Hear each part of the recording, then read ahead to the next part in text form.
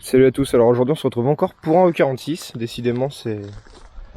Alors bon là en version coupée avec le plus gros moteur, donc ouais, la config de la caisse, je te laisse un peu nous expliquer l'histoire de la caisse, ce que tu as fait dessus, parce que je sais que tu es très méticuleux et que tu l'as très bien entretenu, bah, on en parle depuis un petit moment, il y a des projets à venir. Donc c'est une caisse qui a une belle config, intérieur, extérieur. Là elle est avec ses jantes hiver, parce que tu as des jantes été. Et le coffre de toit, bah, ça prouve qu'on n'est pas obligé d'avoir un Scénic pour faire de la route et déplacer Voilà, pas mal de exactement. choses, hein. On peut rester dans la passion de l'automobile Et avoir et une caisse avoir... un peu sympa. Ouais. Oui, parce que là, le démontage-remontage, c'est combien de temps? Oh bah, les barres de toit, t'es sur du 15 minutes et le coffre de toit en 5 minutes, Ouais, il est voilà. monté Donc là. tu prends 20 minutes et puis... Voilà. Bah là, moi, du coup, c'est pour ça que je pars au ski avec dans 2 semaines, là, donc Ouais, donc c'est pour ça qu'il est posé. c'est Puis pour ouais, ça, vu que tu voilà. fais les allers-retours Normandie, Pneus Châteauroux. hiver, coffre de toit, voilà. Ouais, ça va très bien, hein. Voilà. Donc, bah, du coup, ouais, donc pour parler un peu de la caisse, donc on est sur une 330 Ci, donc M54 B30, le plus gros moteur dispo à l'époque juste en dessous de la M3. Donc on est sur 231 chevaux d'origine. Ça marche bien. Là encore, celle-là, c'est une phase 1, donc boîte 5. Et franchement, c'est suffisant pour tous les jours. Ce qui est très sympa, c'est que c'est un moteur qui a beaucoup de couple.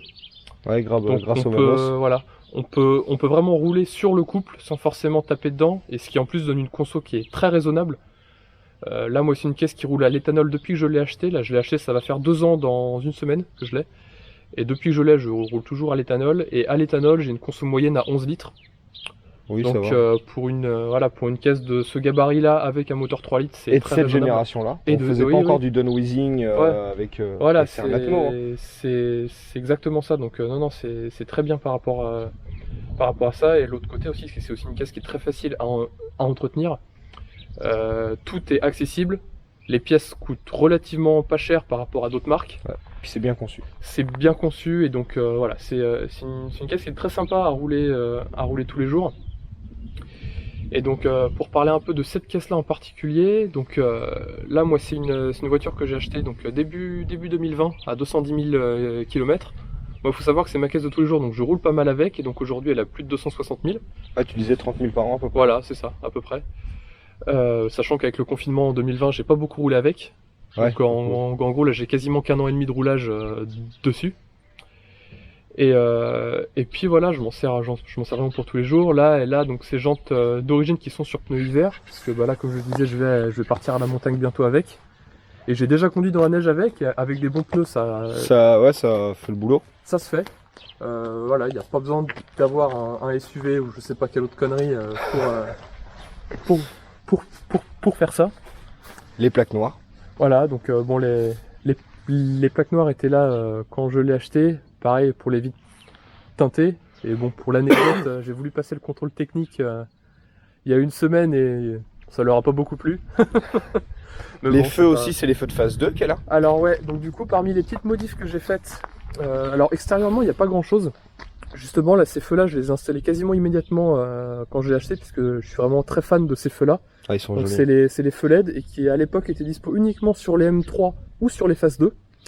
Et donc là moi du coup j'ai réussi à en trouver des adaptables sur Phase 1 et je suis très fan de ces feux-là. Faut savoir que c'est les tout premiers feux d'origine à LED qui ont été mis sur une voiture de série. D'accord. Et voilà, La petite lame. je suis très fan du look. Là, la lame, elle fait partie du pack M, donc c'est d'origine. D'accord. Donc là, c'est une voiture qui a le pack M. Donc là, c'est les jantes d'origine du pack M, en 17 pouces, les styles 68. Et ça a Et quand avec même pare-choc vachement avant, bien arrière. vieilli, hein. Ah bah, au niveau de la ligne, moi je trouve que c'est intemporel. Ouais, ça a vachement bien vieilli, hein. C'est l'un de mes coupés préférés chez BM. En fait, le seul coupé chez BMW que je trouve plus joli que ça, c'est la E9. Donc on est sur quelque chose de plus ancien, de beaucoup plus Ouais. classique. C'est très Ce que différent. j'aime beaucoup avec cette voiture-là, c'est qu'on est sur des lignes qui sont contemporaines. La voiture, elle a 20 ans et pourtant, je veux dire, si on pourrait croire à quelques détails près C'est des voitures qu'elle d'aujourd'hui. sorte de C'est des concession, voitures voilà. d'aujourd'hui, ouais. Donc C'est une ligne qui a bien vieilli, qui est restée voilà, dans l'air donc, du temps. ouais, voilà, je suis très fan de ça et donc surtout avec le pack M qui lui donne un peu de sportivité. Ouais. Euh, Ce côté un peu plus agressif, les clignotants blancs à l'avant, les calandres voilà, noires. c'est ça. Et Donc avec là, les vitres teintées et les plaques noires, ça fait un bel ensemble harmonieux quoi, avec le c'est gris, ça, hein. ça fait pas trop et c'est bien. Là d'ailleurs, les clignotants blancs, pareil, c'était une option de l'époque. Ouais, Et, moi je l'ai. Ouais, Je les ai sur mon 320. ouais, bah c'est. En fait, de base, ils étaient orange et donc effectivement, tu pouvais les avoir en option blanc. Et donc pour parler des options, en fait, moi, c'est une des choses qui m'a fait acheter ce véhicule-là, c'est que bon, déjà, il était très bien Entretenu. entretenu. Ouais, c'est essentiel. Hein. C'est un ex-véhicule suisse. Et surtout, il est bardé d'options. Il y a quasiment tout, en fait, c'est simple. Il y a une voiture. Ah ouais, on va C'est, peut-être pas rester au milieu de la route. Il y a quasiment tout. Donc là, déjà à l'extérieur, on a donc le pack M. On voit, on a les phares au xénon. Donc on avait les clignotants blancs. Le toit ouvrant, bon là qui est caché. Ouais, on verra de l'intérieur surtout. Avec le clignotant blanc. Et puis donc surtout là, on va passer à l'intérieur. Et donc on va voir, il y a quasiment toutes les options en fait. On a le GPS de l'époque avec le chargeur 6 dans le coffre. On a la sellerie qui Ah, tu l'as ce fameux chargeur 6 CD ouais. Le GPS 4 tiers de l'époque aussi. La sono Harman Kardon qui est incroyable. Pour l'époque, c'est incroyable. Les sièges électriques à mémoire, chauffants. Qu'est-ce qu'on a d'autre? C'est vraiment bon. Là, j'ai pas le carnet avec moi, mais en fait, la liste d'options était tellement grande qu'en fait, la plupart là sur le manuel de base, t'avais une page pour les options. Moi, j'en ai 2. Et ouais, donc, les Suisses après ont toujours pris des bons véhicules. Ouais, c'est ça. Bah, les Suisses ont pas mal de moyens. Ils aiment l'automobile. Donc là, celui qui avait commandé ça, il s'est fait plaisir. D'ailleurs, c'est un Suisse qui avait commandé ça en import allemand. Et donc du coup, elle est restée suisse jusqu'en 2019. Et ensuite, elle a été rapatriée en France par un mec à qui je l'ai acheté. Et donc, ouais, du coup, elle a fait toute l'Europe presque. Ouais, c'est ça. L'intérieur, ouais, elle a une super config. Alors, ouais, bah, tu vas nous en parler. Ouais. Parce que justement, c'est toi qui as fait. Voilà. Donc, on parlait des modifs. Donc, effectivement, la première modification que j'ai faite, donc, ce sont les feux à l'arrière. Et la deuxième modification, donc, c'est l'intérieur. Faut savoir que quand je l'ai acheté, cette voiture-là, donc, elle avait l'intérieur cuir, mais noir. Et en plus, le siège conducteur était un peu fatigué. Et moi, j'ai toujours été fan des cuirs rouges. Et comme j'avais pas réussi à trouver de voiture qui l'avait de base, et bah du coup j'ai cherché pendant quelques mois un intérieur complet, rouge, et j'ai fini par en trouver un. Et voilà, donc je l'ai installé et il est en très bel état. Voilà. J'en suis fan, et d'ailleurs tous les gens qui montent dedans en sont fans aussi. Il est en parfait état en fait. C'est vraiment. Juste le siège conducteur qui est forcément un peu détendu, ouais. Voilà, qui a quelques plis, mais bon, voilà. Et puis, ouais, les sièges sont bien optionnés parce qu'on a les réglages électriques, on a l'appui des jambes qui peut être amené. En plus, c'est les sièges du pack M, donc on a les. Ouais, un peu en semi-baquet, quoi, ouais, voilà. C'est pas vraiment du semi-baquet, mais on a suffisamment de maintien pour pouvoir un peu s'amuser sans forcément être plaqué contre la vitre. Et là, on peut voir le toit ouvrant, le ciel de toit noir. Ouais, pareil. Ça qui donne un côté vraiment vraiment sympa. Moi les ciels de toit noir, je suis vraiment un grand fan. C'était des choses qui faisaient partie du pack M en fait. Le pack M avait vraiment pas mal de choses, donc on avait l'extérieur et l'intérieur du coup. On a l'intérieur, donc effectivement les sièges qui sont spécifiques, les seuils de porte, le volant avec le badge M. On retrouve le badge M sur le pommeau de levier de vitesse aussi. Et je sais plus ce qu'on a à l'intérieur. Je crois que c'est tout. Si on a le pédalier aussi qui est spécifique, il y a marqué M sur le pédalier aussi. Mais voilà, donc on a pas mal de choses. Donc on a évidemment l'extérieur et on a surtout aussi le châssis, ce qui est d'ailleurs oublié par pas mal de gens des fois quand ils transforment des voitures en pack M. C'est que du coup on a le châssis qui est spécifique. Donc de base on a 4 amortisseurs, bon moi qui ont été remplacés depuis, mais donc normalement on a 4 amortisseurs spécifiques et on a surtout des barres anti-roulis plus grosses. D'accord. Ce qui donne pour avoir un peu plus de force sur l'anti-roulis. Et les suspensions peut-être un peu plus basses, je crois, sur les pack M, si je dis pas de bêtises. Ouais, elles sont un petit peu plus basses, je crois qu'on est de l'ordre de 10 ou 15 mm plus bas, et puis avec un tarrage plus ferme. D'accord. Bon, moi, à ce propos, ça a été une des modifs aussi qui a été faite, c'est que je suis passé sur carrément des combinés filetés, puisqu'en fait, la voiture, quand j'ai acheté, était aussi sur des combinés filetés, mais pas terribles, déjà bien usés, et bon, une gamme pas terrible. Et donc moi, j'en ai acheté des bons, et effectivement... là, t'es sur 4 combinés. Voilà, donc c'est des combinés BC Racing, une voie avec réglage de hauteur indépendant et clairement au niveau du comportement ça change tout. Mais elle est pas trop basse pour autant. Non. Bah c'est pareil, moi quand je l'ai acheté elle était rabaissée vraiment trop au point où je frottais très souvent à l'avant. Et moi du coup je l'ai remonté un petit peu, je l'ai remonté de 10 mm en fait. Ouais, ça reste un daily donc. J'ai gardé l'assiette d'origine qui est légèrement plongeante. Et esthétiquement, je trouve que c'est parfait en fait. Ouais, on est bien. On est vraiment sur ce qu'il faut. On est ni trop bas ni trop haut. Et l'avantage, c'est que bah, du coup, moi, comme je disais, On reste dans quelque chose qui fait type origine en fait. Voilà, c'est ça. On n'est pas sur une caisse claquée au sol. Ouais, voilà, c'est ça. Le truc qui est inroulable, qui est inconfortable. Moi, c'est Qui est pas. raide, ouais, une planche, ouais. Voilà, c'est c'est pas le genre de truc que je veux, puisque voilà, je roule souvent avec. Donc, et puis niveau comportement, tu gagnes rien à être complètement Ah bah non, bas et non, complètement bah, raide, hein. tu perds même, hein, donc. Oui, oui, oui. Donc non, moi c'est voilà, c'est. Bah écoute, je te propose qu'on aille sur la route. Ouais, bah écoute, je te laisse monter. Alors ouais, on peut voir ici le logo de la Sono, Kaman Cardon. Alors, là, je vais démarrer. Donc du coup, à propos des modifs, donc pareil, une modif qui avait déjà été faite quand je l'ai acheté, c'est au niveau de l'échappement. D'accord. Donc pour l'instant, j'ai juste un silencieux en fait. C'est un silencieux qui a été posé quasiment au début de la vie de la voiture, puisque j'ai les factures. Donc on a juste le silencieux arrière qui a été changé pour un inox car. D'accord. Et la preuve que c'est de la bonne cam, c'est que là, moi, la ligne, je l'ai démontée quand j'ai fait pas mal d'entretien dessus. Le silencieux est comme neuf, alors qu'il a plus de 15 ans. Ah bah Et parce en que plus, tu fais il fait un bruit, je regarde tes stories et tout. Hein. Mhm. Elle est entretenue, vraiment. Enfin, j'ai vu dans tes stories, je sais plus si c'était sur celle-ci ou sur ton Alpha, qui, à l'heure d'aujourd'hui, démonte un étrier, refait les joints, les pistons. Ah tout. oui, oui, oui. Voilà, tu fais vraiment. Bah, je lésine pas niveau entretien, puisque bah, comme c'est des caisses avec lesquelles je roule beaucoup, bah j'aime pas que ça tombe en panne, donc bah forcément je fais ce qu'il faut. Puis vu que c'est des caisses aussi que tu as pour le plaisir, par la passion, voilà, c'est ça. et aussi des caisses qui ont un peu d'âge pour le coup, et qui commencent à borne, donc, voilà, ouais, puis qui commencent à côté, parce qu'à l'heure d'aujourd'hui un 330 Ci ça commence un petit peu à remonter en prix. Bah moi j'ai eu de la chance, je l'ai acheté au bon moment, parce que là je disais, je l'ai acheté il y a quasiment 2 ans. Ouais, c'est cette dernière année je crois qui a été très horrible. Ça commence déjà à augmenter. Là, moi en fait, avec le kilométrage que je lui ai mis depuis l'achat, plus les modifications que j'ai faites dessus, en fait, là avec les prix du marché, je pourrais la revendre plus cher que ce que je l'ai acheté, alors qu'elle a 50 000 km de plus. Donc au final. Les BM là, il y a eu vraiment un gros engouement. Mais bon, comme je ne compte pas la vendre de toute façon. Oui, est-ce que j'ai compris, il y a des projets. Ouais, voilà. Il y a des projets qui sont en cours et il y a des projets qui sont programmés, on va dire. C'est ça, donc pour dire un petit peu les projets, hein, si on peut les dire, ça serait un kit gros frein. Voilà, donc gros frein. Déjà, effectivement, revoir le freinage à l'avant, parce que bon, comme on le disait, en fait, là, moi j'ai déjà refait les 4 étriers, puisque j'en avais un qui avait grippé, donc j'ai refait les 4. Et bon, un en curatif et le reste en préventif, voilà, c'est là que je disais, c'est t'es très méticuleux ou tu penses à faire des choses que d'autres gens ne penseraient pas à faire. Voilà.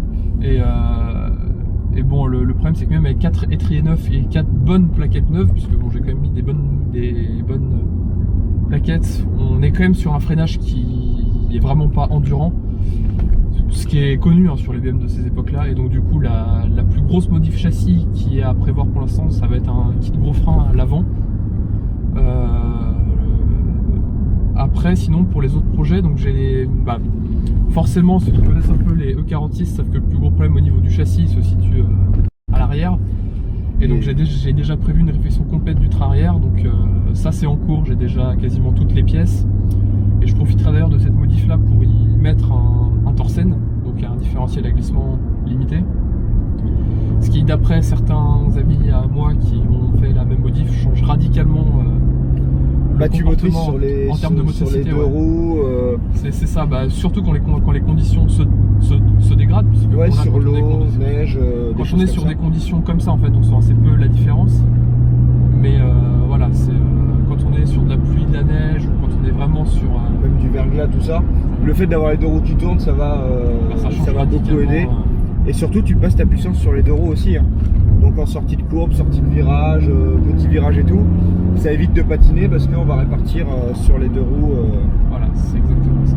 Puis ça donne un comportement un peu plus joueur. Pour la faire partir en dérive, effectivement, c'est plus facile. Ah bah oui. Mais tu transmets mieux aussi la puissance quand il faut la sortir. Exactement. Et on reste en fait sur une berline confort mais sportive en fait. C'est ça, en fait on est sur un compromis qui est exceptionnel.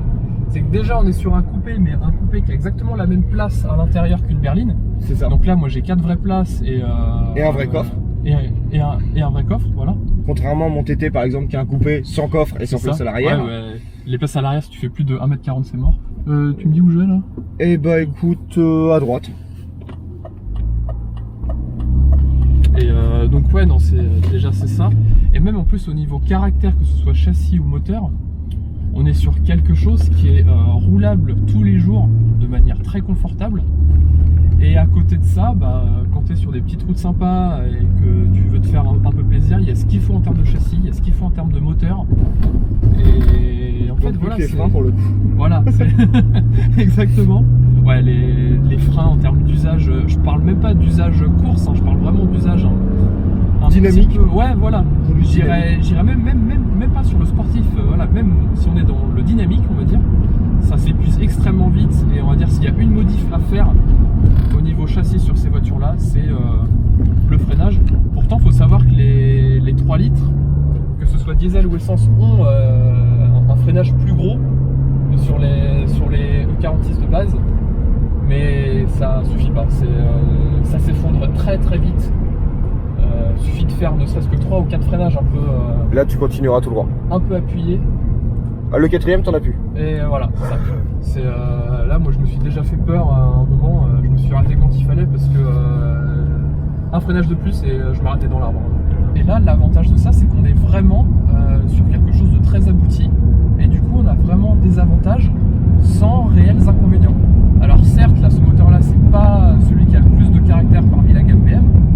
Maintenant, avec un bon échappement et quelques modifs, ça se regagne assez bien. Et l'avantage aussi niveau châssis, c'est comme on est sur quasiment le même châssis que la M3, à 2-3 modifs près, il suffit de faire ces modifications-là pour avoir un châssis qui est extrêmement bien affûté. Et voilà, et on a quelque chose qui est vraiment idéal. Et à l'heure actuelle, dans ce budget-là, si vous cherchez une voiture qui fait tout, et ben à part celle-là, franchement, j'en connais pas beaucoup. Hein. Même j'ai un ami qui a un E46 en touring, ça reste une très bonne voiture. Bah, ouais, là, ouais, bon, pour le coup, tu optimises beaucoup la place, mais ça reste une voiture qui est très agréable à conduire. Non, c'est vraiment des bonnes voitures. Ouais. Et là, moi, il faut savoir qu'avant ça, j'ai eu une Alfa 147, qui était ma première vraie voiture à moi. Et effectivement, c'est des voitures qui ont encore plus de caractère et d'âme que ces voitures-là, mais ça se paye avec beaucoup d'inconvénients. L'entretien est beaucoup plus compliqué parce que déjà les pièces s'usent beaucoup plus vite, les intervalles sont très rapprochés, les pièces coûtent une fortune et des fois se trouvent tout simplement pas. Ouais, parce que toi c'était le Lettis Twin Spark que tu avais, comme j'ai eu, 60-80 000 hein, les distries, hein. Sinon tu la prends dans le nez. C'est ça. Ouais, c'est très compliqué là-dessus. J'en ai une, hein, les triangles, les trains avant ils se bouffent à une vitesse pas possible. Ah bah, faut les faire chaque vidange parce que c'est ça. La vidange on en parle, la conso d'huile est horrible, la conso de carburant est très élevée. La conso de carburant en fait, je suis quasiment à la même conso qu'avec cette voiture là, sachant que mon Alpha roule au 98, parce que je ne l'ai pas. Et ne fait qu'en 120 chevaux. Ne fait que 120 chevaux et a un moteur littéralement 2 fois plus petit. Ouais, c'est ça. Et pourtant, je veux dire, là, moi, mon Alpha, je suis à 9,5 litres au 100 en moyenne, et avec celle-là, je suis à 11 litres. Et le changement des bougies aussi. T'as 8 bougies sur le oui, et puis les petites bougies coûtent une fortune aussi. Hein. C'est ça. C'est un vrai plaisir cette voiture. Voilà. Et c'est vrai, à côté de ça, on a un châssis de fou. Voilà, quand t'en as une, tu l'aimes. Malgré qu'elle te coûte un poignon monstre, tu l'aimes. C'est ça, parce qu'en fait, on a un moteur qui a énormément de caractère. Ouais, qui prend des tours. C'est ça, bah, c'est un moteur qui prend 7300 tours, donc presque 1000 tours de plus que celle-là. Puis la façon dont il pousse, c'est ça. La façon dont la voiture s'emmène. Il n'y a rien de 0 à 5, et de 5 à 7, il y a tout. Donc effectivement, en usage de tous les jours, c'est pas du tout adapté parce que tu tapes tout le temps dedans. C'est d'ailleurs pour ça que tu consommes autant d'huile et que tu consommes autant de carburant que les pièces usent aussi vite. Mais à côté de ça, ça apporte un plaisir. C'est hyper engageant, c'est très à l'ancienne en fait. Ouais, c'est ça. Et voilà. Et puis même en termes de châssis, c'est un châssis de fou furieux. Enfin, là, moi, des tractions avec un aussi bon châssis, j'en ai quasiment jamais essayé en fait. Et là, tu peux faire demi-tour.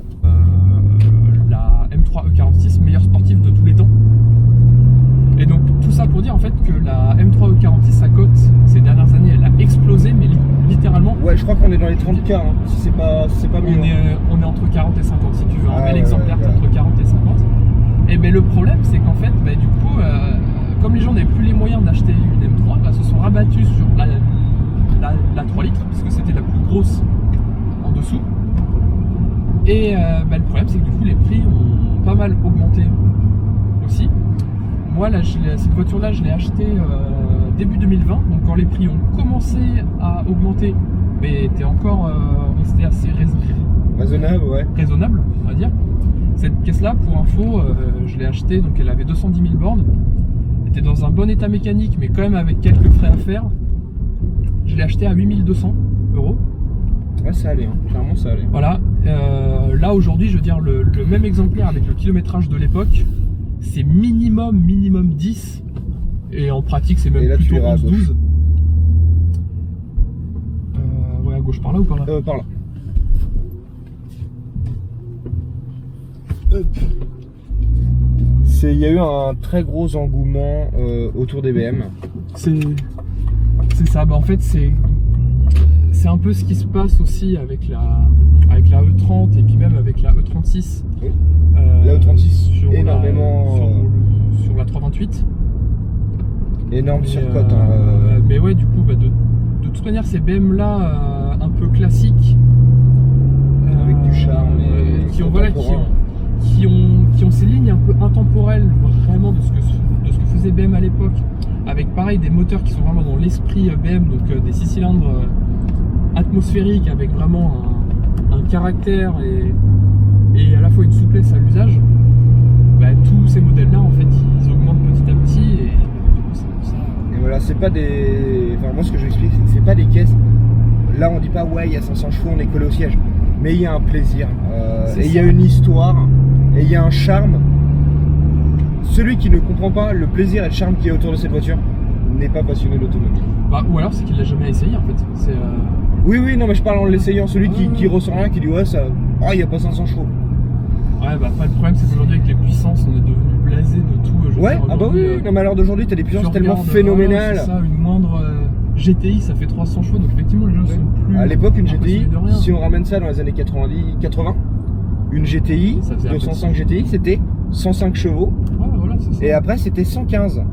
Et c'était énorme pour l'époque, ça avait le feu au cul. Voilà. Bon, c'était une caisse qui était légère par contre. Ouais, non, c'est ça, c'est que aussi il faut. Mais c'était des équivalents de 160 chevaux aujourd'hui. Ouais, en quelque sorte, ouais. Et puis c'est surtout qu'aussi à l'époque c'était beaucoup moins filtré. Je veux dire, t'avais une direction qui était beaucoup plus. C'était brut de décoffrage, effectivement. T'avais une direction qui était beaucoup plus communicative. Les bagnoles, certes, elles pesaient 400 ou 500 kg de moins, donc ça bougeait beaucoup plus. Puis t'avais pas ce côté aseptisé. L'électronique qui bridait. À l'époque, les boîtes auto, j'en parle même pas, ça n'existait pas, surtout sur ce genre de caisse. Mais voilà, je veux dire, on n'a pas besoin d'une puissance débile pour s'amuser en fait. Non. Il suffit d'avoir un bon châssis, une boîte méca. Moi je sais que j'y tiens, la boîte méca. D'ailleurs justement dans l'aspect cote, je vais faire notre ouais. un petit peu plus long. Justement dans l'aspect cote, justement c'est en particulier les boîtes méca qui ont bien augmenté. Et, parce que sur le 46 les convertisseurs sont horribles. Enfin, moi j'y arrive pas. En fait à conduire tous les jours, genre par exemple si tu prends ça sur un diesel ou quoi, ça fait le boulot, hein, on va pas se mentir. Mais en usage sportif, c'est juste que c'est pas sportif du tout en fait. Ah, moi j'aime pas cette sensation. Tu sais, après je suis habitué à la boîte au double embrayage, moi, donc. Ouais, oui. Je suis habitué à la DSG, S-Tronic, tout ça. Et du coup, ouais, ça mouline énormément. J'ai l'impression que ça fait peiner le moteur. Après, chez BM, du coup, t'avais une boîte robotisée aussi. Alors c'était pas une double embrayage, c'était une simple embrayage. Mais c'est la boîte SMG. Ouais. Et qui était pas dégueu pour l'époque, hein. C'était une boîte j'en ai entendu parler, robotisée avec passage de vitesse variable. Et franchement, pour celui qui est fan de boîtes robotisées, donc ça passe les rapports très vite. Et c'est une boîte qui a bien vieilli pour le coup. Maintenant, moi, c'est pas mon kiff. Moi, je tiens à mon levier et à mes 3 pédales parce que je trouve qu'en termes de plaisir de conduite, on fait pas mieux en fait. Ouais, alors moi j'ai pris beaucoup de plaisir. Tu vois, le TT, j'ai pris beaucoup de plaisir avec les palettes. Ouais. Ce côté jeu vidéo, tout ça. Ouais. Mais je t'avoue que la boîte manuelle me manque. Je vais retourner sur du manuel. Mais en fait, les boîtes robotisées comme ça, c'est bien sur des supercars avec lesquels tu vises vraiment la perf et l'efficacité. C'est ça. Mais sur une caisse avec laquelle tu veux te balader, tu veux profiter, en fait, pour moi, il n'y a rien de mieux qu'une boîte méca, en fait. Je suis d'accord. Par contre, pour rouler tous les jours, faire de la route par exemple, je vais te dire un truc con, mais en caisse de fonction, hein, le mec a une caisse de fonction qui fait de la borne, qui fait de la ville et tout, une boîte auto, d'accord. Ouais, Sur une caisse ouais. de perf, de circuit, avoir une boîte robotisée avec les palettes, tout ça, pour faire de la perf, d'accord. Mais ouais, pour du plaisir pur de l'automobile. Et du plaisir routier, en fait. Surtout, Ouais, c'est ça, voilà, c'est ça. D'aller faire une le balade plaisir par exemple. de la balade, voilà, tout ça. C'est un truc con, mais tiens, tu prends un beau coin de France, tu prends une bagnole, tu vas te balader dans les montagnes, tout ça. Ouais, non, boîte manuelle. Je suis aussi de cette team là. Et j'en démords pas, hein, démords vraiment pas, hein, moi, de la boîte manuelle. Non, mais. Bon, après, il y a les DKG maintenant chez BM qui sont extraordinaires. Ouais, bah c'est les. Mais tu sais, ils la font plus, hein. Ah bon? Non? Ils sont passés sur une. Ils l'ont remplacé par la ZF8, hein. D'accord. Bon, alors certes, c'est une excellente boîte auto qui, en termes de comportement sportif, est quasiment comme sur de la DKG. Mais quand tu la pousses vraiment à bout, une DKG, ça reste quand même encore mieux. Ouais, je souligne un détail.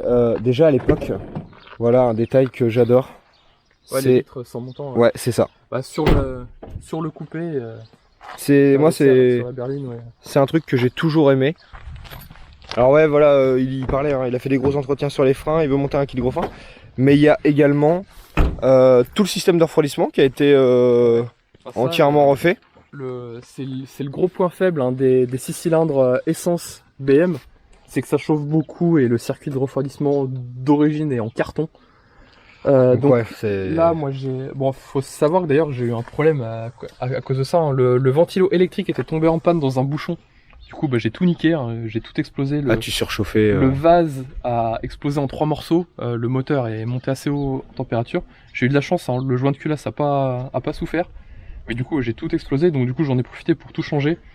Donc évidemment, bon, le vase a été changé. Les durites, j'ai mis des grosses durites en silicone de 4 mm d'épaisseur. Là, ceux-là, je sais qu'elles bougeront pas. Un radiateur. Le ventilo évidemment a été changé et donc le plus gros du changement aussi, donc c'est le radiateur. Alors on va le voir un petit peu là-bas, que c'est pas un origine. Donc c'est un Mishimoto, tout en aluminium. Donc en fait d'origine on est sur des radiateurs assez fins avec des bords en plastique. Et attends, je vais te montrer sur mon téléphone, j'ai une photo de l'ancien radiateur. Il avait fondu?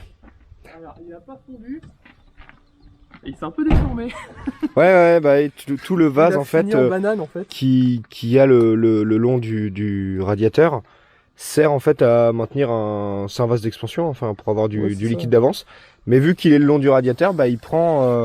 Voilà le radiateur d'origine. ouais, bah je sais pas si on voit bien à la caméra, mais c'est complètement déformé en fait. Voilà, c'est une banane. Voilà. Donc là j'en ai profité pour mettre ça parce que je sais que ce sera plus. Et du coup, bah, on voit tes combinés, donc réglables en carrossage et en dureté via la molette. Voilà, c'est ça. Et donc j'ai ça avant, arrière, et en termes de comportement, c'est vraiment le jour et la nuit. Ah oui, bah oui. Bon d'ailleurs, petit message, hein, si vous avez une caisse avec laquelle vous roulez sur la route et vous voulez mettre des combinés filetés, par pitié arrêtez d'acheter des merdes. Parce qu'après nous on achète les caisses avec ça dessus et c'est horrible. Oui. Justement, alors parmi les changements, donc on parle les jantes là au tout début. Ouais. Donc ça du coup c'est les jantes d'origine, donc je l'ai acheté comme ça et donc j'ai laissé les pneus hiver dessus. Donc là d'ailleurs les pneus en plus ils ont littéralement une semaine, je les ai changés parce que les autres commençaient à être un peu usés, un peu à bout.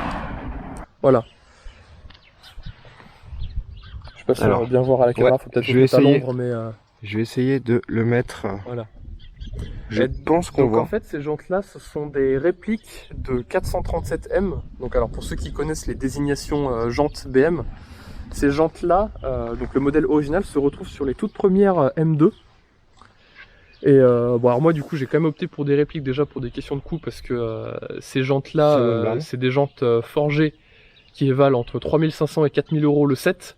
Donc pour une voiture à 8000, ça valait moyen. Ça va pas. Sens de priorité, voilà, il est pas là quoi. Et en plus en termes de dimension, déjà ces jantes là d'origine elles sont en 19 pouces. Là moi je les ai commandées en 18 parce que le 19 sur 46 j'aime pas du tout, ça fait trop gros. Je suis d'accord avec toi. Et en termes de largeur aussi c'était pas du tout adapté, genre de mémoire t'étais sur du 8,5 à l'avant et du 10 pouces à l'arrière. Donc t'étais sur des jantes beaucoup trop larges, donc soit je mettais des pneus extrêmement larges, ou soit je mettais du flanc tendu, et dans les deux cas c'était pas propre. Donc là moi j'ai préféré commander des répliques aux dimensions d'origine du coup, donc on est sur du 18x8 à l'avant et du 18x9 à l'arrière. Ouais, des ET convenables. ET, alors du coup ET j'ai fait avec ce que le site vendait. J'ai essayé de prendre du truc pas trop débile non plus, mais du coup j'ai quand même des jantes qui sont... Qui sortent un peu. Ouais, je suis à plus 16 mm à l'avant et plus 14 à l'arrière. Donc, ouais, donc 1 cm 6 de plus. C'est comme si j'avais des cales de 15 sur ces jantes. Ouais, voilà, ouais. Donc c'est Ouais, tu vois, ça doit lui donner un joli fit quand tu les as par contre. Bah, j'ai une photo du fit, justement, t'es à l'arrière t'es à fleur. Ouais, et ça doit. À l'avant t'es quasiment, donc non en vrai t'es pas mal. Ouais, ouais, ça donne un joli truc. T'es pas débile. Et non, puis l'avantage c'est que là du coup 4 jantes comme ça en réplique, niveau prix, j'en ai eu pour je crois que j'en ai eu pour autour de 700 balles les 4 jantes au lieu des 4000. C'est raisonnable.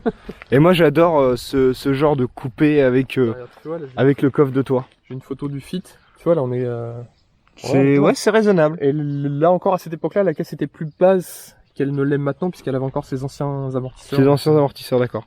Voilà, là tu vois on voit de profil ça donne ça. Moi j'aime bien. Perso, voilà, je sais que ça fait pas l'unanimité, mais moi j'aime bien. Ça modernise un peu le 46, je trouve. Ce genre de jante. C'est en fait comme on disait là, on est vraiment sur une ligne qui est quasiment intemporelle. Du coup en fait on soit sur des jantes à design soit très ancien, soit très récent en fait. Ça passe. Tout lui va bien. Ça passe, ouais. Tout lui va bien à cette caisse là. Et moi j'aime bien le délire coffre de toit sur un coupé. Ouais, bah. Moi c'est un truc qui m'a toujours bien plu en fait.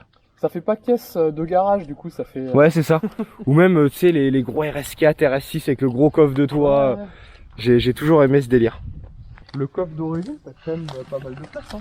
Là moi je l'ai mis. Ouais bah oui, bah c'est comme... Parce qu'on va partir au ski à 4 et que avoir besoin de mettre les skis et les conneries comme ça, mais en vrai le coffre, oui, t'as de la place. Hein. C'est plus que raisonnable. Hein. Et encore, en comptant, voilà, on a des petits rangements, des petits rangements. Là moi tu vois le coffre il est pas mal amputé parce que bah, comme je disais tu vois t'as le chargeur 6, le lecteur du GPS et tout l'ampli qui est là-dedans. Donc par rapport à une caisse qui a pas l'option, le coffre est quand même pas mal amputé. Et même à côté de ça, t'as le coffre de base qui est quand même très grand. Bah, c'est un plaisir d'avoir présenté ça. Ouais, bah écoute, c'est un plaisir de l'avoir je te remercie présenté. Et je te dis, bah écoute, quand tu voudras faire ton train arrière, et bah à la rigueur, si tu veux qu'on le fasse ensemble, avec tout le groupe, et puis bah ça fera l'occasion de faire une vidéo un peu sur le train arrière, et ça sera un plaisir de faire ça entre nous. Je vous remercie d'avoir regardé la vidéo. Un grand merci à toi d'avoir pris le temps avant de retourner dans ta Normandie. Et puis bah du coup peut-être qu'on la reverra mais à l'atelier.